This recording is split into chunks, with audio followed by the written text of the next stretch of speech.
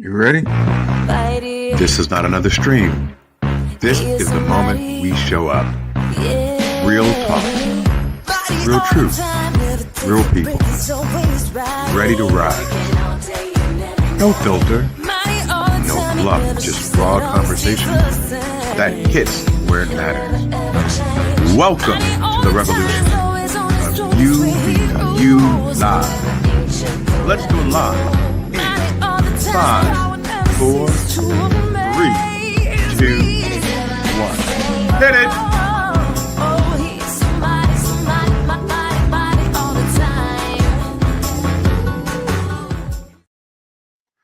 Hey everyone, this is William Rochelle with UBU Live. Me and my brother, Philip Rochelle. This one is going to be a little bit different. This one's personal. This is not a podcast. This is not a performance. This is me and my brother. And we're just a few years apart. He's older. And raised in the same house, same roof, same parents, same rules, but two completely different memories of how it all went down. So, Phil. Yeah. You there? Loud and clear. Loud and clear. So how's everything in Springfield, Illinois? I love it. I love Springfield. What do you love about it? The cost of living. $1 million goes a long way out here, bro. Yeah, you're absolutely. If you get what I'm saying. Yeah. So, it's apparent, especially I think Mike even said it. Are you still with Mike? No, they just left, actually. All right. So Mike even said, he said, you guys are totally opposite. Like, I wouldn't even think you guys were brothers. No, wait, I think, no, I'm talking, Lisa's son, Mike, was over today. Oh, okay. All right. Lisa didn't show up? No, Lisa showed up too. Oh, okay. Well, when I said Mike, it was Lisa's son, Mike, not Lisa's. Yeah, right. Not Big Mike. Right. So, it's weird how we can grow up in the same home, same circumstances, and view things totally different. The first thing I want to say is I'm really, really proud of you. Thank you.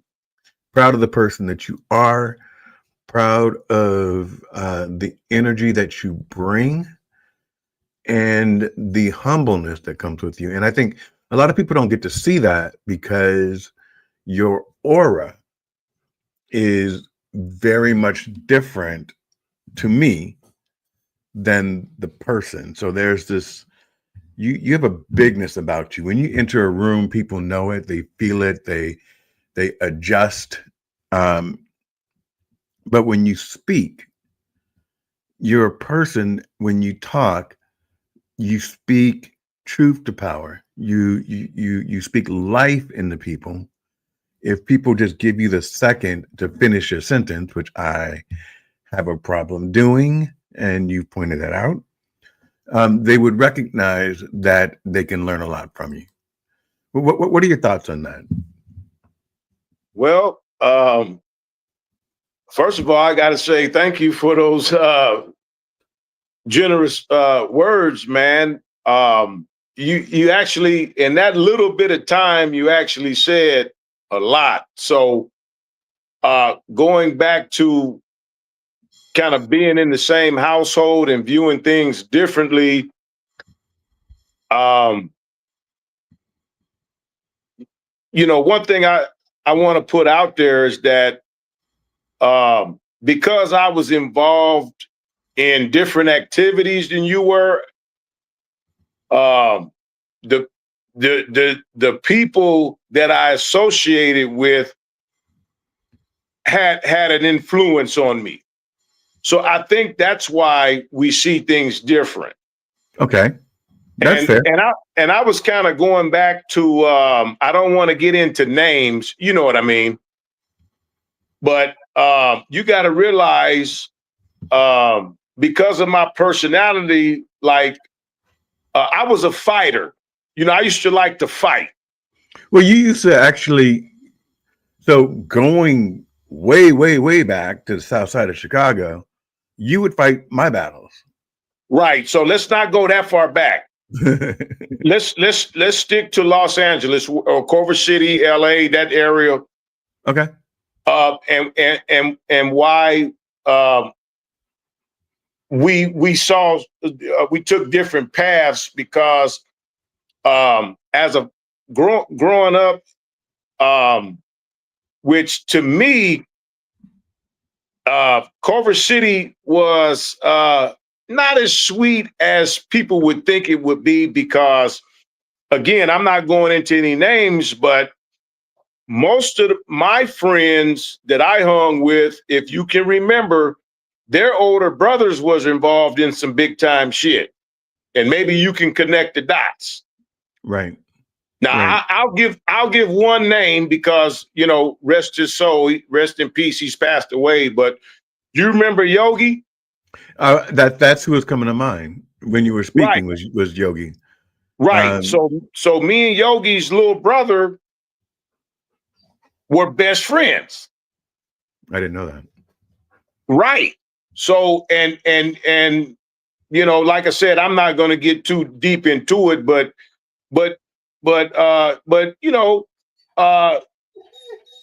it was some gang activity around. If you understand what I'm saying. Yeah. Definitely. Yogi And, punched me in the face one day because his girlfriend Carmen at a house party sat on my lap, and I was stupid. I didn't realize that she was doing that to antagonize her boyfriend. right. And then right before he hit me, he said, "I'm sorry, bro, but I got to do this." And I was like, "Do what?" And he like punched me in the face. Well, here's the deal. If you can remember when we first moved to Los Angeles, I don't know why you decided you wanted to wear a red rag up to the West Los Angeles Junior College when we played that football game and you had a red rag on. Yeah. I don't know. I didn't know. And it kind of started from there after the football game. After we played the football game, now they wanted to fight because of the red rag. What's up with the red? Was that Harry Adolph? And see, I'm not bringing up names, bro. Okay. All right. So me and the guy you just said, me and his little brother was super tight. Yeah. So you see what I'm saying, where I'm not going to say I picked up on certain things naturally. I didn't go out and seek that. So let's make one thing perfectly clear out there for everybody. As he said, he didn't know why I wore a red rag. It was not gang related. You just didn't know. I just wore a red rag. I was like, "Oh, this will look nice with what I'm wearing," So, but see, you got to realize something which is so interesting. Before I was we clueless. listen, totally clueless. Okay, like I'm saying, listen. Before we moved from Chicago to Los Angeles, I did my research. I knew that it was Crips and Bloods. I knew that you couldn't wear certain colors. Then why'd you let me go out the house with it? Because I thought that's what we was banging. I thought that's what we was gonna do. You the big bro on the set. So so I was just there to play football. I thought you was there on some banging shit. No, I was just like, okay, this looks good with what I'm wearing. And it got you fucked up. It sure did. It sure did. I'll never forget it. And so basically, if we was creating a movie, that's how it all started with me, because I was ready to fight. Everybody else backed down after that. Yeah. So every time anything happened to me, it was always someone walking up, me turning around, and catching you off guard. Me turning around, not knowing anything, like, "Oh, hey, what's up?" and then getting cold cocked in the face. Yeah, you right? weren't very street smart. At all, like at all. So And coming from Chicago, remember when we moved it with Mary Nook, and everybody talks about how nice of a community Mary Nook was. But remember, Mary Nook had a lot of action from outside neighborhoods yeah, that would try to come in to Mary Nook and and and punk us out. But I wasn't having it. you It, it so the wasn't going down like that with me when I was around. right. We was gonna So serve their ass. so there is a 3 year difference between me and my brother. So you're looking at an 8-year-old who's being defended by a 5-year-old. And he and he would people were afraid of him. No one was afraid of me. Yeah, because Nobody. And well, and the part that I loved about it, that there's a thin line between love and hate, right? The part that I loved about it was, you were just fearless, absolutely fearless at a young age. And you were going to go after and take, and no one was going to put you down. I'm not saying I was stupid. I was just unaware.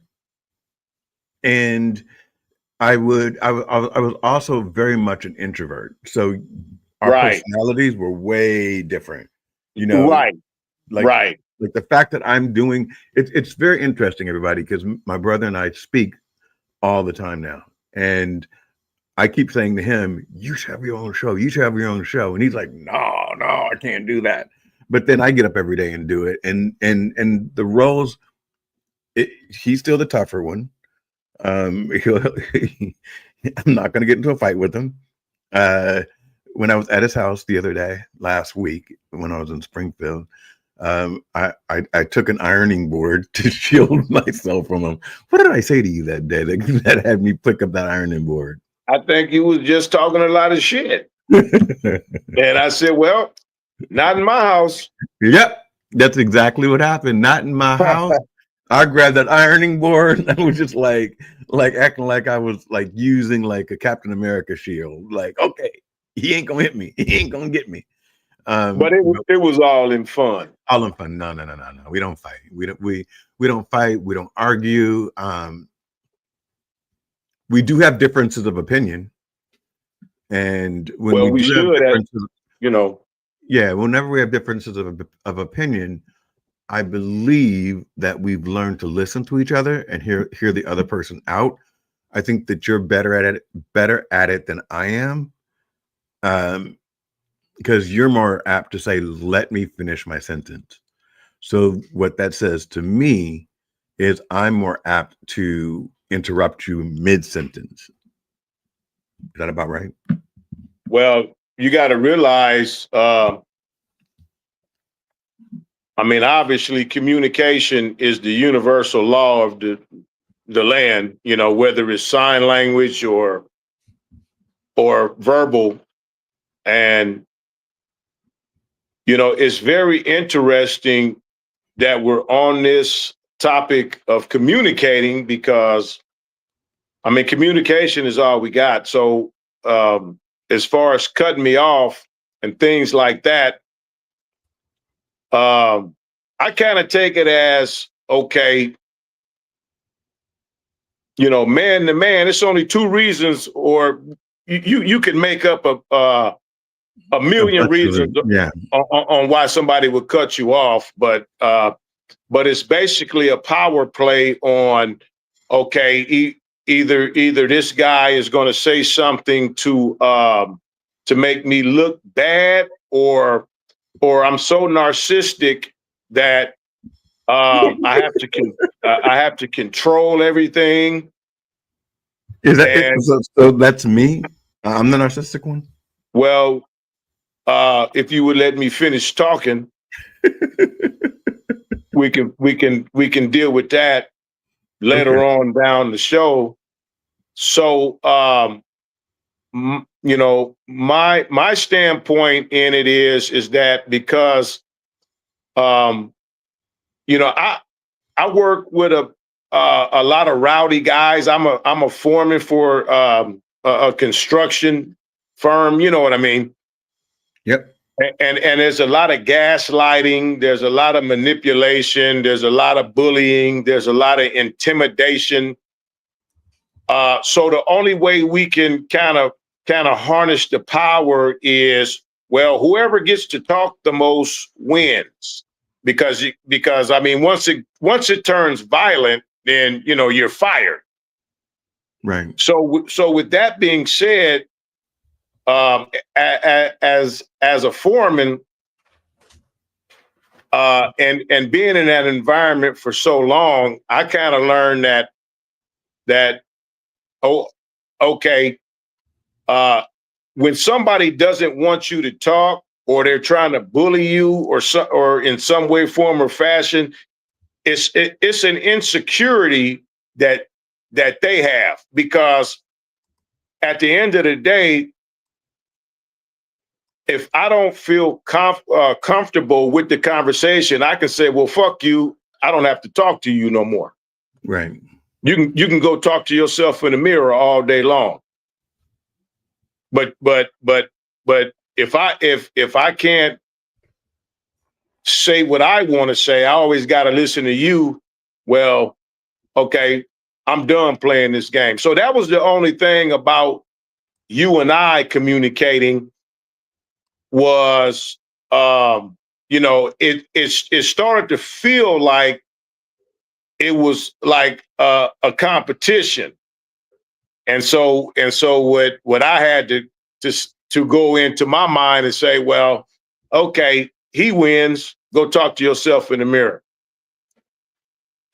and I can go on about my life. Right. Right. At one point in our relationship, and I'm going to use the word friendship, even though we're brothers, I had to learn to listen to you. And somewhere along the line, something changed, and there was an appreciation for your views. There was a different perspective that I learned to respect, and I didn't even know it was there because I never let you talk. Um, our lives took completely different turns, and we went through our own storms, right? Um, and ladies and gentlemen, life, um, your journey is unique, and no one's journey is just a straight line. So when I say we went through our own storms, as grown men, we went through our own storms, and I gotta say, man, I'm proud of you. You're a protector, husband, father, and friend, but most of all, you're my brother, and I'm grateful for who you are now. And we can't make up for lost time, but I think that everything happens in divine timing, and we reconnected when we were both ready to hear each other. What would you say to that? So here's what I would say to that, man. There's a certain type of responsibility that an older brother has. Uh-oh. So I've always been open-minded towards what you had to offer me. It was just that we didn't, as youngsters, we didn't have a foundation of what we had in common. Like, as a youngster, I was involved in sports and fighting and getting in trouble. And I think you were involved in other things. Yeah, it was kind of embarrassing because um, people would say, Philip's the athletic one, and Bill's really smart, but I was failing everything. So I'm like, that was Yeah. that wasn't even a great compliment because I wasn't that smart. Well, I was smart, but I wasn't applying myself.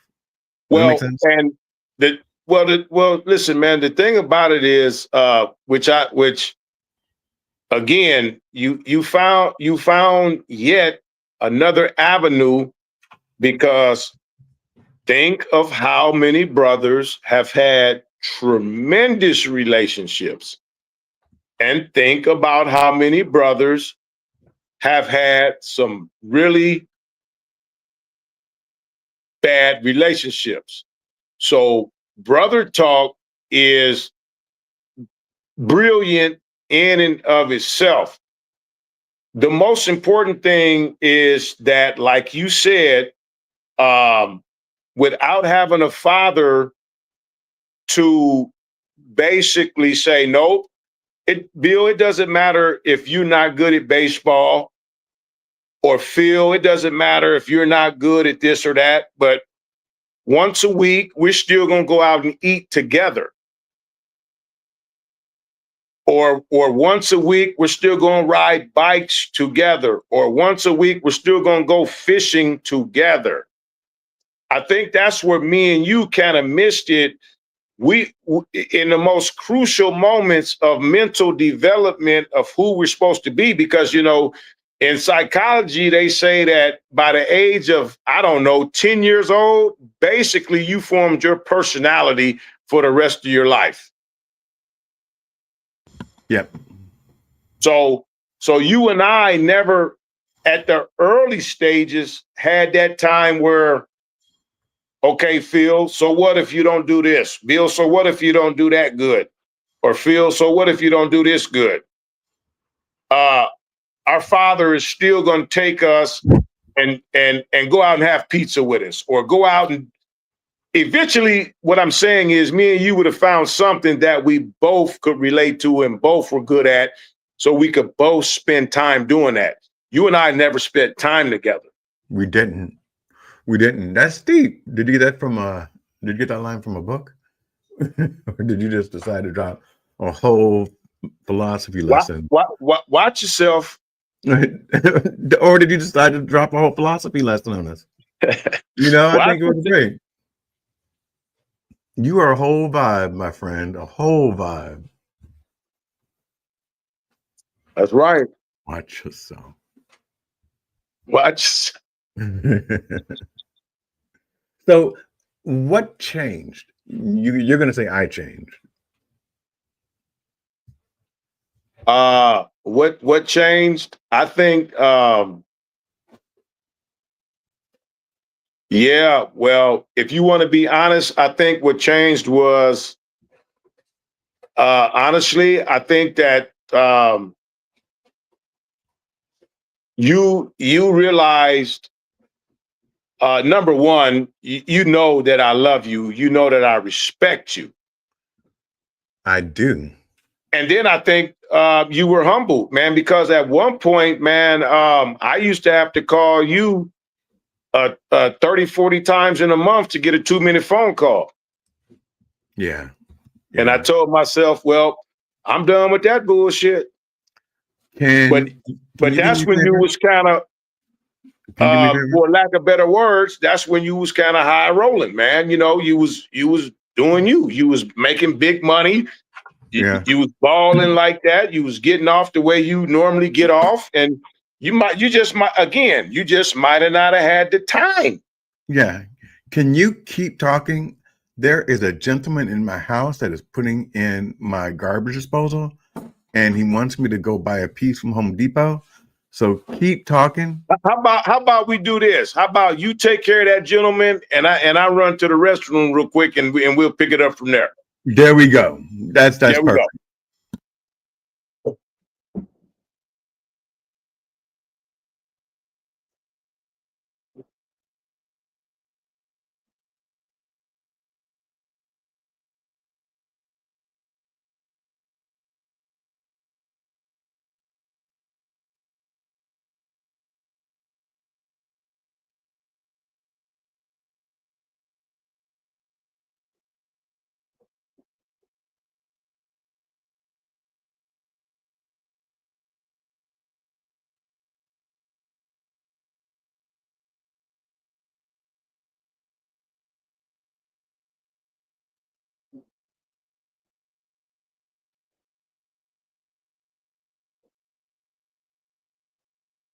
You back?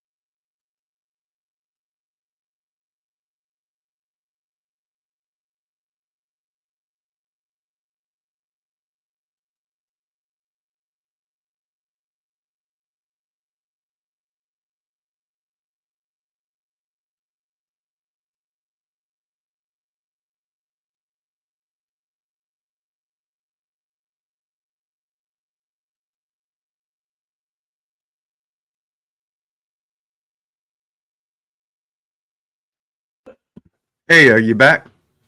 Yeah, I'm here. All right.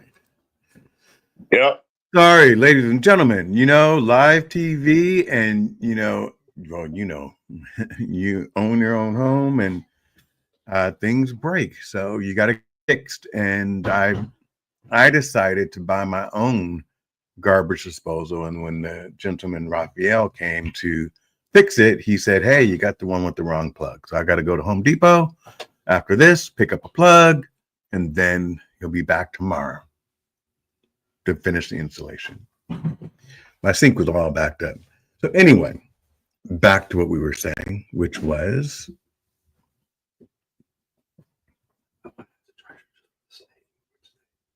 I think we just didn't spend. everything for today. But I can until I complete the work. It's like complete ones. Okay, all right. Go ahead, Phil. No, I was just gonna say. Again, brother talk is very intriguing, and I just think that you and I just during the most important years of development didn't spend a lot of time together, Right. to find a common bond. Yeah, one of the things that's phenomenal is that we are able to do this, and that we are able to reconnect, and that energy we're bringing today, unfiltered, unscripted. It's what we need. And one of the things you keep talking about, especially with some of the other programming that we have, is that we need to do a better job at reconnecting people, mending fences, helping to build bridges, and that's solid. I wish you would do Garage Talk. I think that would be just a phenomenal show. It's too much. Right. And the reason why I say that is because I'm like you, if I do something, man, I'm gonna put the time into it, man. We're gonna do it. And maybe when I retire, I will do it. But like on the weekends, man, I just want to chill out, relax. I don't want to have to go through the weekday trying to decide if I can have somebody on the show or stuff like that. Yeah. The production of it's really heavy. Yeah. It really is. It's not easy getting all the talent together and Right. getting the right tone. Now I could do something to where like Garage Talk, this and that, but again, when it comes to like a brand, let's be honest, Bill, it seems like you spearheaded something pretty cool, man. You spearheaded something special. So if you're asking me to do a spinoff, everybody know. Let's just say show business, okay? Everybody knows that. Okay, I'm coming under the UBU umbrella. Okay, if my shit is fucked up, I get fired. you, you wouldn't get fired. Your show would just get canceled. I get canceled. You tell me, hey man, nah, he don't have nothing to do with this. Ain't no UBU umbrella, But that's why I'm not gonna do it, man, because like I said, you know, you got something, not just Cousin Talk, but your other podcasts are very influential. And then I like personally the idea of brother talk. I mean, just think of the direction we could take this. You know what I mean? Yeah. So to me, and I've been telling you this, so ain't nothing I'm making up. To me, less is best. Less is more. Yeah, I agree. I agree with that, and that's one of the reasons why you actually talked me into reducing. I'm going on hiatus for the summer,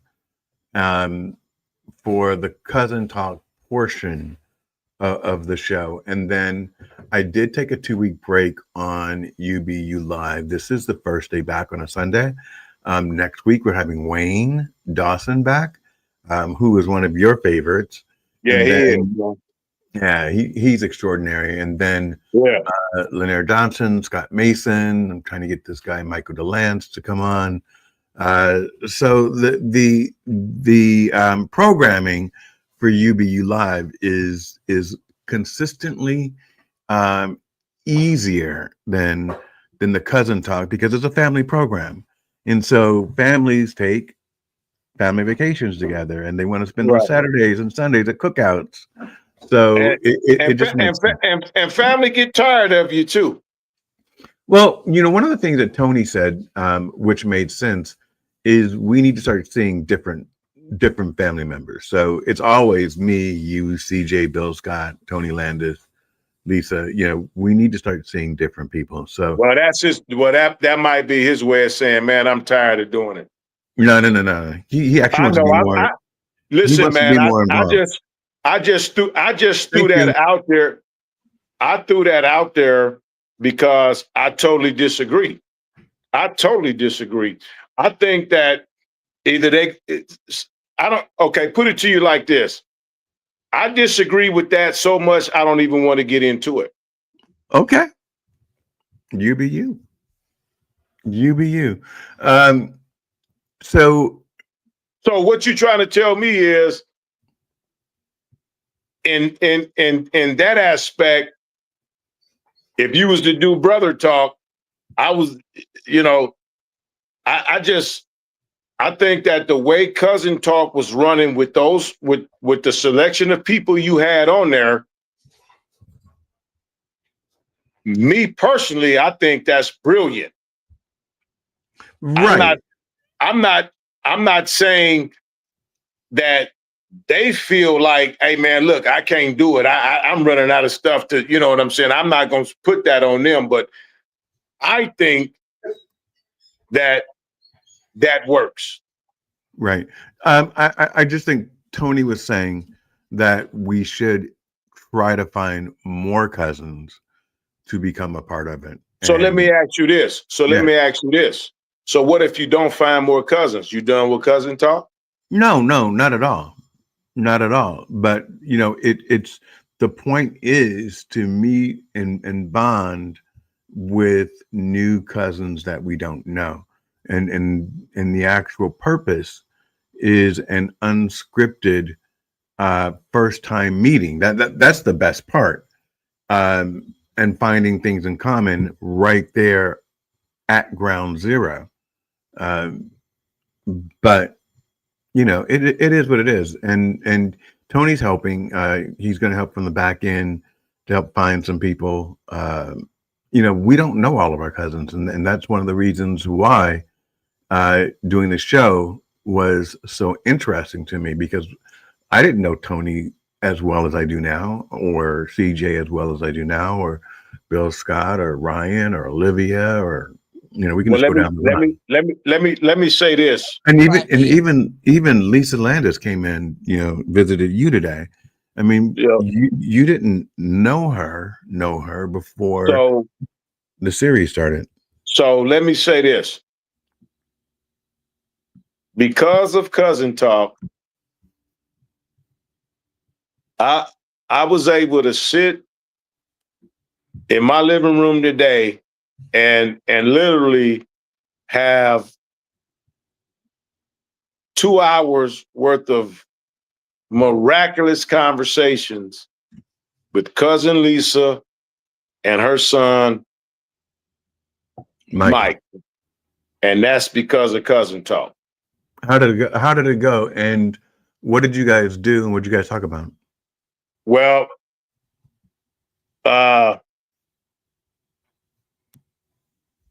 me and Mike, her son is 30 years old, by the way. So my wife Phyllis and Lisa talked, and me and Mike hung out. We went out, and I got a couple beers, and we talked about what family members should talk about, trying to connect, and from a 30-year-old and a 55-year-old perspective, which it ain't That easy? some tremendous number when it comes to being men and bonding as men. 30, he's not a kid, he's 30 years old. Right.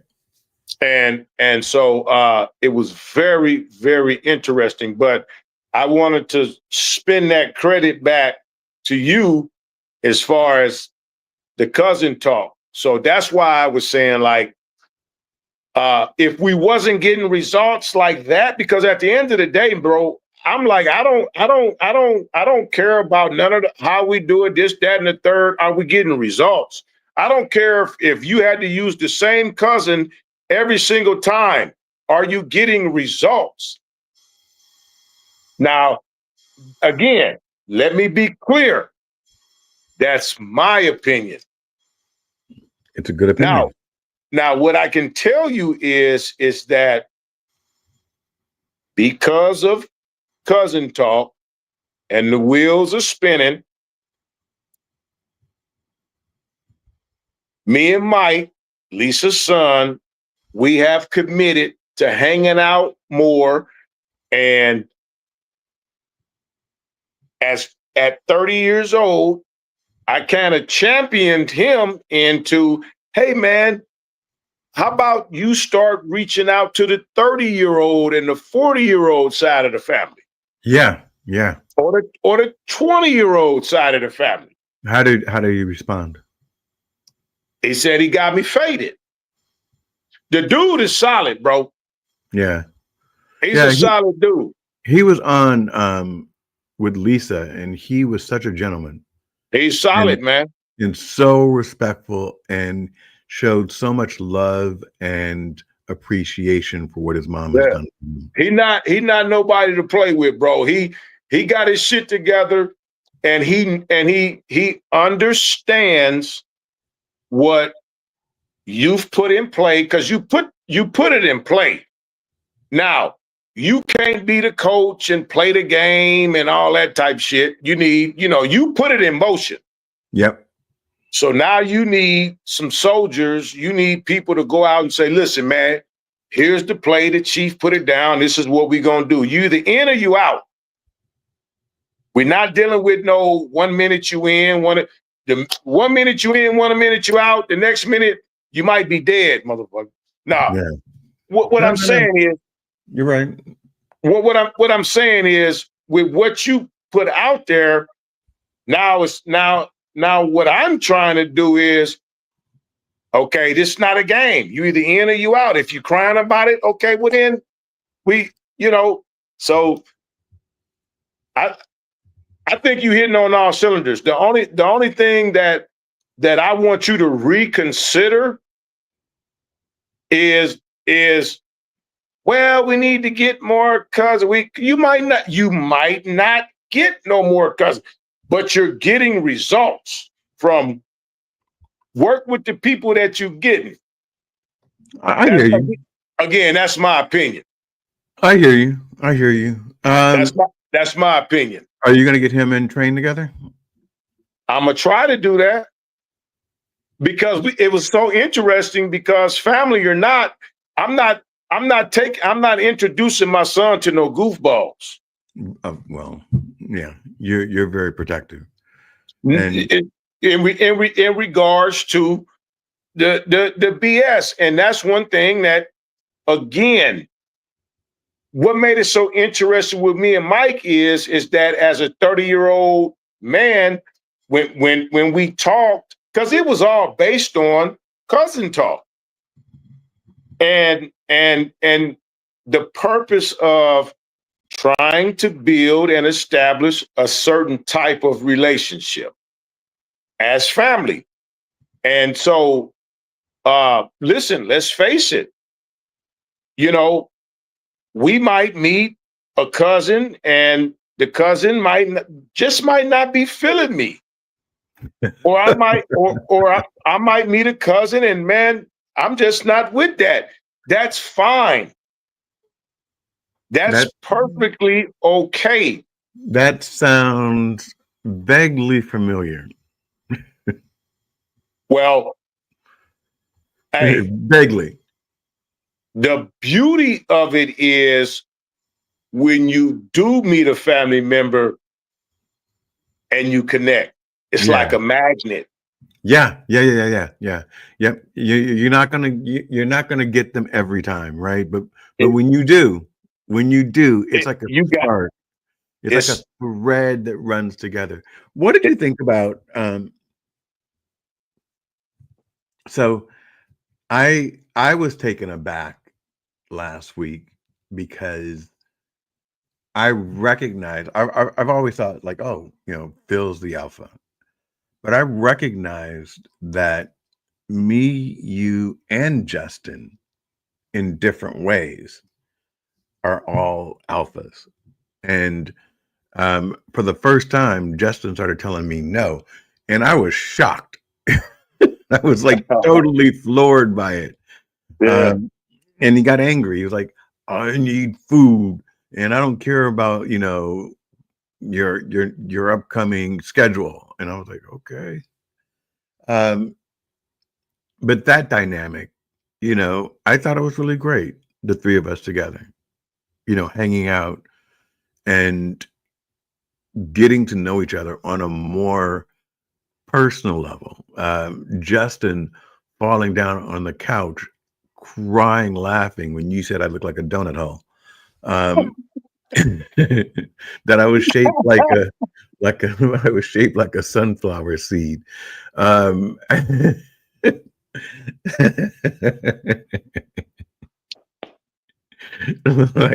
and this is brother talk. All I was doing was sitting there.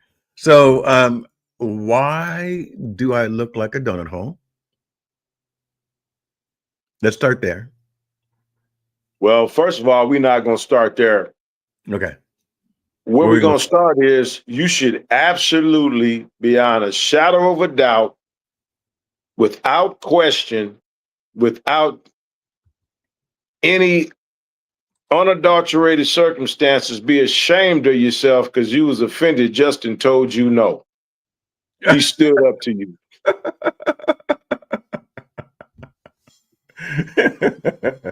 He was mean. And he's so 40. So how old is Justin? 41. I keep forgetting that he's a grown man, Yeah, like he's grown man, he's married. Now you looking like a donut hole. Now let's get to you looking like a donut. No. Jeremy thinks that you're bringing the fire. And tell him I said, well, if he's listening, thank you, man. Appreciate that. Because this show is about bringing the fire. This show, Brother Talk, UBU, Cousin Talk, is about positivity. Let's get that straight. Hands down, no questions. So let's be 100% clear. So I positively look like a donut hole. At that particular moment, man, yeah. When we was talking shit, yeah. Right. And you was trying to clown me, yes. I've never tried to clown you. I'm afraid Yeah. of you. Yeah. Yeah. Yeah. But You look like at that point, you look like a one-legged monkey wearing a football helmet. Yes. a one-legged monkey wearing a football helmet. Yeah. Because yeah. And we never did get into the recipe of the captain's platter. What is the recipe of the captain's platter? Nah, man, because we talked about sardines.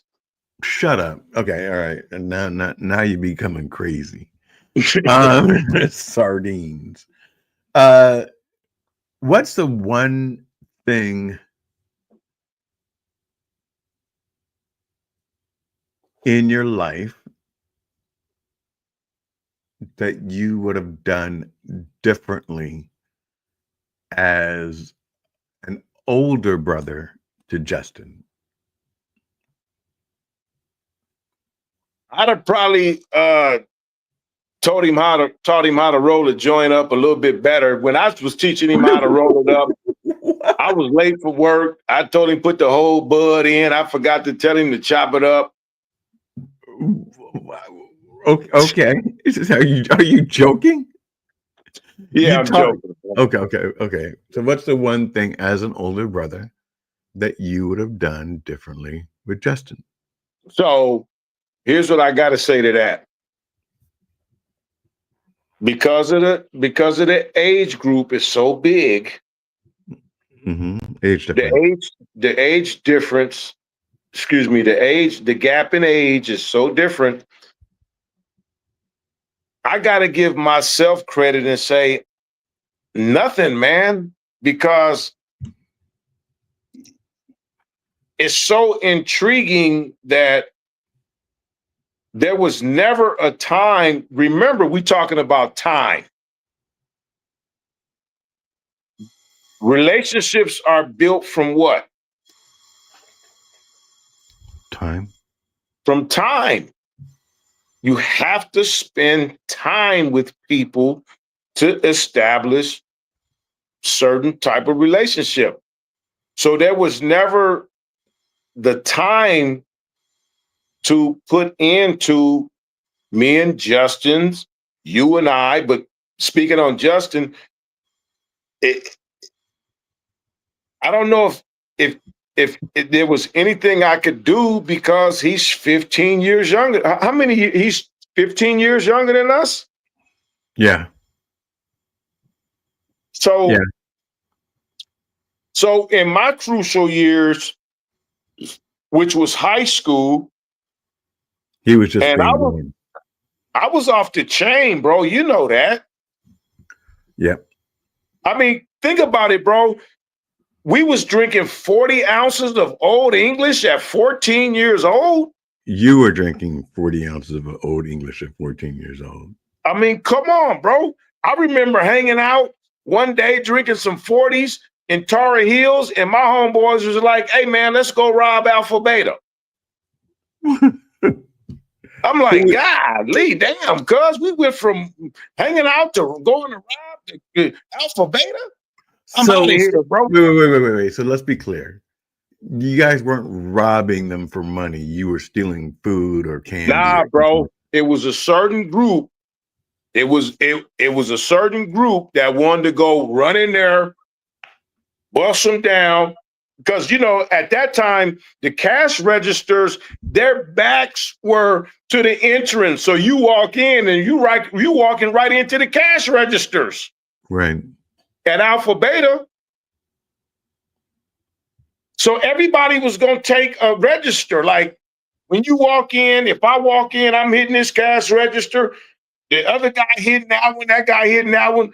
Give it up right now, and everybody's good. But what I'm saying is that's where my mindset was. And you wanted me to hang out with my little brother? Right. And then when I was 20, 25, he was 15? No, when you were 25, he was 10. Well, that's what I'm saying. Okay, 25, he was 10. So it again, let's make it count.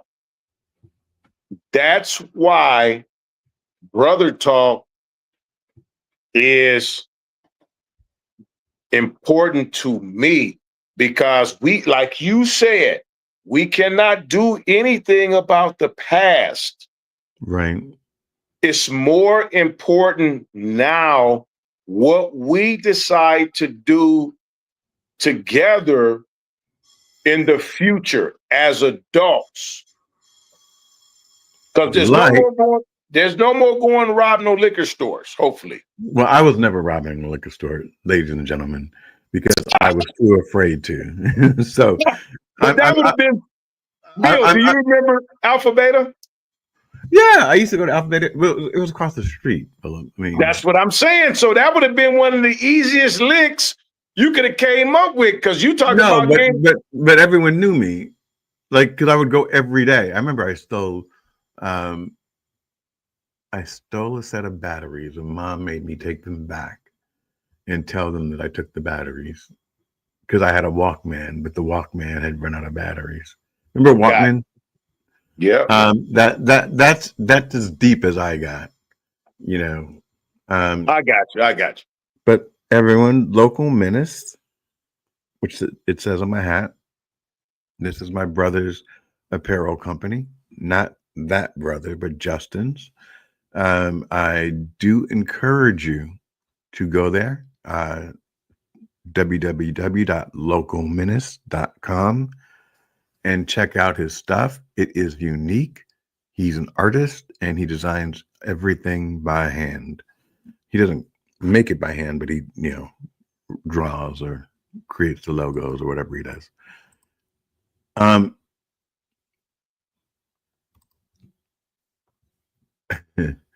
How do you feel about being and I think that you deserve it. How do you feel about being the favorite son? Well, I don't deserve it because I can't get along. So I'll say that. Well,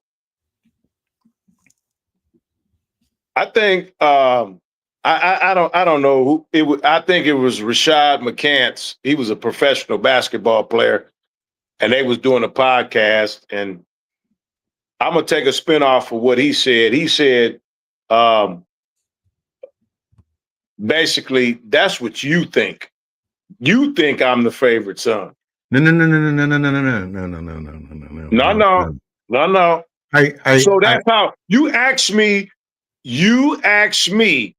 Okay. How? Listen. That's when we getting back to. Listen. You ask me. How do I feel about being a favorite son? And I answered with, you think I'm the favorite son. I don't think I'm the favorite son.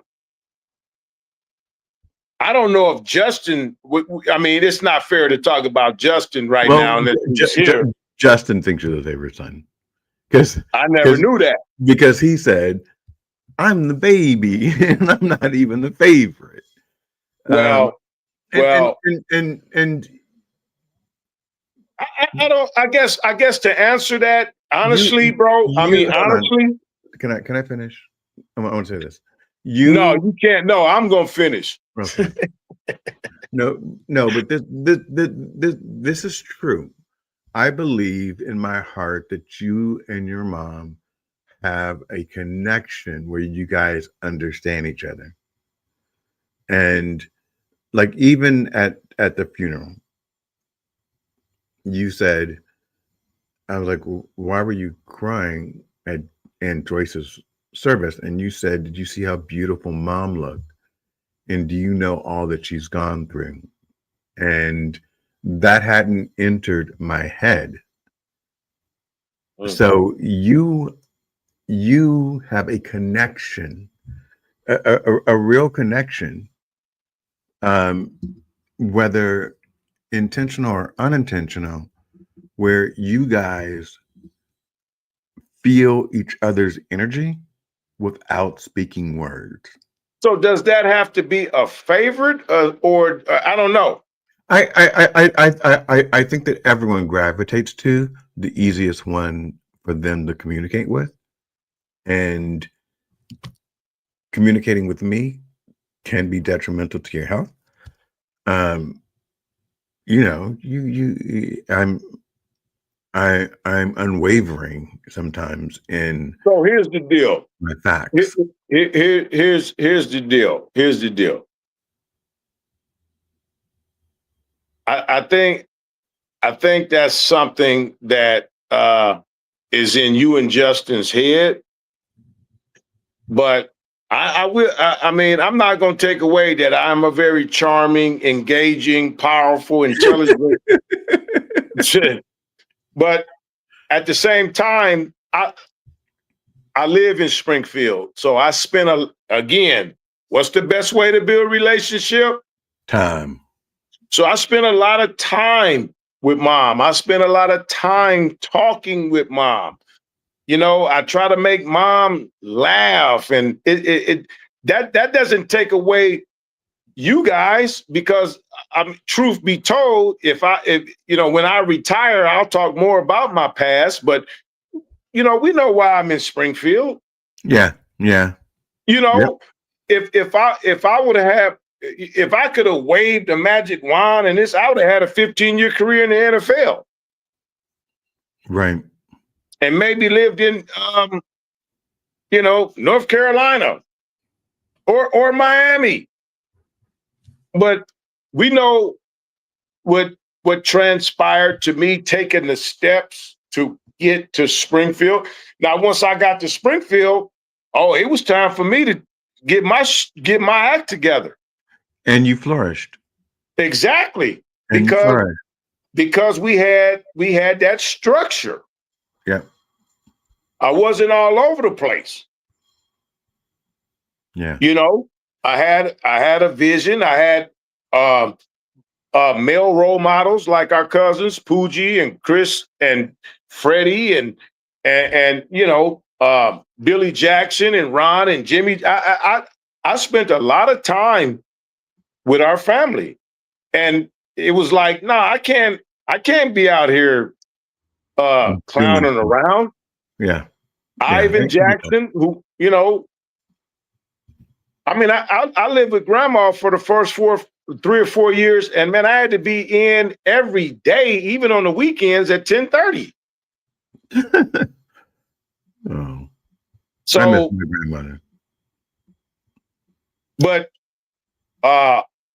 no, I just think that outside of being a asshole, a straight jerk, people gonna gravitate to who they spend more time with.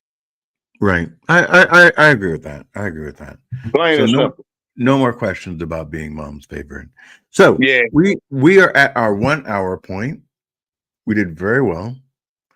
And I have to do my Home Depot run so that I can get that piece that the guy needs in order to fix my garbage disposal. I love you. What are your final thoughts? What do you want to leave everybody with when they say, who is Phil Rochelle? Who are you? I'm Bill Rochelle's #1 fan. Peace. He is. I'm out. Really Take care. Is. And thank you everyone for watching. I love my brothers. I love my brother Phil. And you guys have a great evening. Bye.